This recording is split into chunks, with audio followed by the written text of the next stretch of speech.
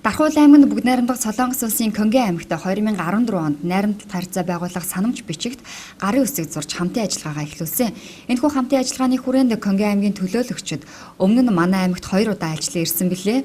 Энэ удаа Дархуул аймгийн иргэдийн төлөөлөгчдийн хурлын даргын урилгаар манай аймагт Тус аймгийн хурлын хотын байгаль орчлын хорооны дарга Им Чэхун тэргүүтээ аюулгүй байдлын хорооны гишүүн Баг Чансун, барилга зам тээврийн хорооны гишүүн Ква Юнчон, гамшигаас сэргийлэх аюулгүй байдлын яамны ажилтан И Конё, И Сүнхё нарын 7 хүний бүрэлдэхүүнтэй зочид төлөөлөгчд айлчлалаа.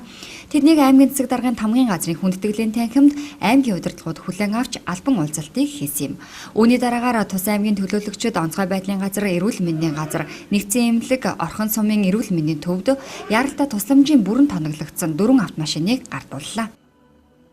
우리가 저 다르완도와 경기 аймаг болоод Дархан аймгийн хоорондын хамтын ажиллагааны хамгийн анхны бодиттой алхам өнөөдрөөр ингээд эхэлж байна гэж ойлгож болох юм аа. Төргөн тусламжийн 4 машинаар дамжуулаад Дархан аймгийн иргэдийн амьдрал, эрүүл мэндийн төлөө жоохон ч гэсэн нэмэр болоосоо гэж хүсэж байна. Гёнги аймаг бол нэг үед гаднаас тусламж авч тусламжаар одоо оршин тогтножсэн ийм орн байсан бол өнөөдөр гадаадын бусад улс орнуудад бас тусалж чаддаг ийм одоо аймаг болж хөгжөөд байна. 말씀드릴 수 있습니다.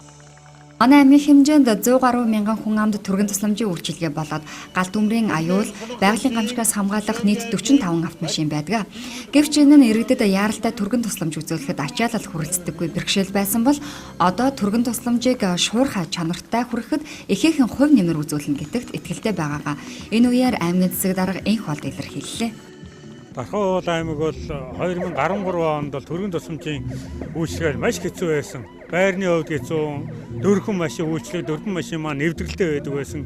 13 оноос хойш бол машины парк шинжилгээ нэлээд сайн хийгдэж байгаа. Эрүүл мэндийн яамны хүрээнд 6 машин нийлүүлэгдсэн, Японы тусламжаар 1 машин нийлүүлэгдсэн.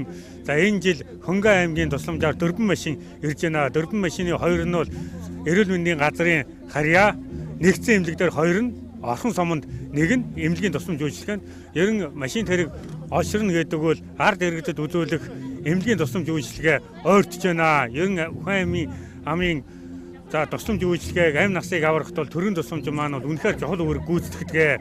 Бид нар бас машин тэрэг олширлоо гэд өөрсдөө зүгээр хараа суугсангүй. Үнэхээр багийг нэмж ажилуулж байгаа. Шинэ ээлжинд бүхэл бүтэн төрийн тусламжийн 1 багийг ажилуулж байна. Өдрийн ээлжинд бас төрийн тусламжийн 1 багийг нэмж ажилуулж байгаа. Энэ маань бид нар бас энэ тусламж үйлчлэгээнийхээ хүрээг өгж боломж хийж ажилуулж байна. Үнэхээр ард иргэдийнхаа тусламж үйлчлэгээг ойртуулахад төр засаг маань анхаарж байгаа. Аймгийн иргэдийн хурд маань анхаарж байгаа. Эмч хүний хувьд үнэхээр талархаж хүлээж авч байна. Одоо онцгой байдлын газар одоо манай Дархан аймагчин төвийн бүсийн бас дунд байдаг.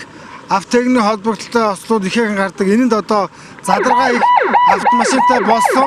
Мөн эмнэлгийн одоо нэрвэгцлийг яаралтай туслах, тусламж үзүүлэхэд ийм машин бол нэн чухал шаардлагатай байсан. Цаг үеэ олж ирсэнд бид бүхэн маш их баяртай байна. Өнөөдөр Солонгосын Конго аймгаас орхончууд маань эмнэлгийн тэрэгтэй болж байна. Хүн ардын эрүүл мэндийн энэ салбарт бол эрүүл мэндийн тэрэг бол үнэхээр чухал байсан. Тэгэхээр Солонгосын ард түмэн бол одоо ялангуяа одоо орхон суманд бол эрүүл мэндийн энэ одоо тэрэгнээс гадна 30 сая воны хөдөө аж ахуйн төсөл хэрэгжүүлэн замун түүнчлэн багангийн хүүхдүүд хичээлийн хэрэглээ цэцэрлэгийн хүүхдүүд тоглоом өгөх юм.